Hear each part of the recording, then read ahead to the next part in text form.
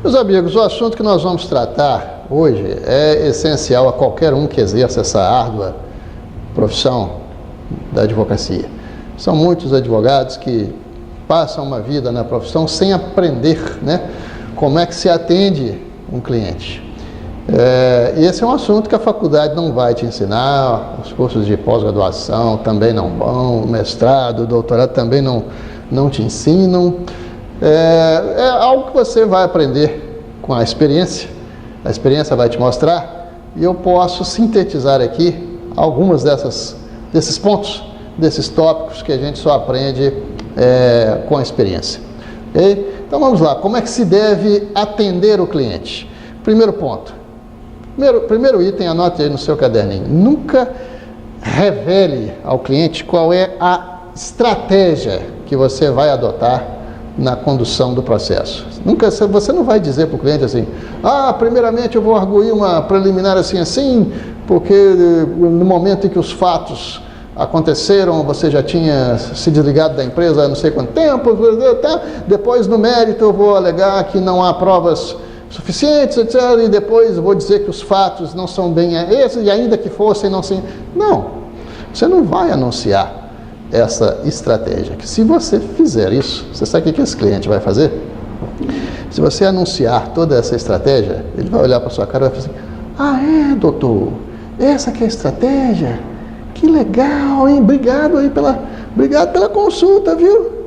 Aí ele vai sair do seu escritório, sabe o que ele vai fazer? Ele vai ligar para o sobrinho dele, que formou em Direito ontem, e vai falar com o sobrinho o seguinte, estou com um probleminha, que quando a pessoa não quer pagar, ela sempre usa muitos diminutivos. Eu estou com um probleminha, será que você pode me dar sobrinho, será que você pode me dar uma ajudinha? Eu já até sei qual é o caminho, eu acabei de consultar um advogado aí e tal, e ele falou que o caminho é assim, eu queria que você fizesse comigo. Agora, claro que, você não vai cobrar do seu tio, né? Você não vai fazer isso, você não vai passar um carão desse de cobrar. Então, exatamente isso que ele vai fazer. Provavelmente até, sem que você percebesse, provavelmente ele até gravou a conversa com você e foi levar para esse sobrinho dele que formou em Direito ontem, ou seja, você perdeu o cliente, porque telegrafou, anunciou para ele qual era a estratégia jurídica que você iria tomar. Então não se deve fazer isso. Você escute o cliente com atenção, de maneira impassível, com toda atenção, com todo interesse, com todo... Não, sim, ok, vamos resolver o seu problema, o problema tem solução, mas sem anunciar a ele qual é a estratégia jurídica, o caminho jurídico a ser percorrido, porque se você fizer isso, muito provavelmente você vai perder esse cliente, Então esse é um ponto importantíssimo.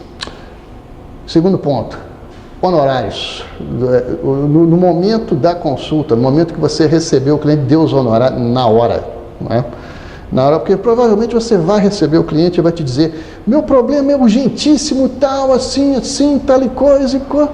Aí você vai dizer assim, olha, eu vou estudar o caso, eu vou fazer isso, vou fazer aquilo, e daqui uns 2 dias eu já terei pensado num valor correto de honorários advocatícios. Não faça isso. Não faça porque você vai ter trabalho, você vai estudar o caso, você vai tomar seu tempo e depois desses 2 ou 3 dias que você já teve algum trabalho, na hora que você apresentar o preço, certamente a resposta que ele vai dar é, está muito caro, eu não quero. Aí você perdeu todo esse trabalho. Então, depois que, ao final da consulta, você deve ter na sua mesa a tabela da ordem, a tabela de honorários advocatícios, que toda a sessão da OAB tem, a sua, deixe ela em cima da mesa, assim, olha, existe uma tabela, o cliente precisa saber disso, eu não vou tirar os honorários da minha cabeça, não vou inventar, existe uma tabela da categoria que para esse tipo de serviço coloca uma remuneração assim, e eu, portanto, o meu preço é tanto, não estou inventando preço, não estou tirando da minha cabeça, estou usando a tabela da OAB como referencial, como ponto de partida. Ali, o que se estabelece ali naquela tabela são honorários mínimos, honorários mínimos para evitar um aviltamento da profissão. Nada impede que o advogado cobre mais ou cobre muito mais. Mas é importantíssimo que o cliente já, ao final da consulta, já saiba qual é o preço do serviço. Se quiser, ótimo. Se não quiser, paciência, né? A vida é assim mesmo, o mundo dos negócios é assim, a gente ganha uns e perde outros. Enquanto eu estou conversando aqui com vocês, eu estou me lembrando aqui de um caso muito curioso que aconteceu com um colega nosso aqui da instituição, Alexandre Nogueira. Ele recebeu um cliente, ele me contou esse caso ontem. Ele recebeu um cliente, o cliente disse para ele: doutor, eu sou advogado? Sim. O senhor tem carteira da ordem? Tem. O senhor se importa de me mostrar a carteira? Ele mostrou. Ah, então tá. Aí ele contou o problema e o Alexandre disse: olha, para esse serviço os honorários são tanto. Aí o cliente coçou a cabeça e tal e disse para ele o seguinte: doutor, assim, sabe o que na verdade eu estou querendo? Não, o que é? Não, é que eu tenho tem um rapaz da família, um rapazinho aí, formou em Direito e tal. Ele formou não, vai se formar ainda, está no último período, já está, entre aspas, né, advogando, mas ele não assina, tem uma pessoa que assina para ele, etc. e tal. O senhor podia sim me passar essas informações para eu passar para ele? O Alexandre disse: não, claro, perfeitamente, só que para isso o preço é tanto. Aí já deu um outro preço, ou seja, para atuar no caso concreto é um preço. Para dar um parecer, você quer um parecer meu sobre o caso? Então é esse preço aqui, esse outro preço, assim. E o cliente assustou, porque o que ele queria, no fim das contas, é conseguir alguma coisa de graça, né?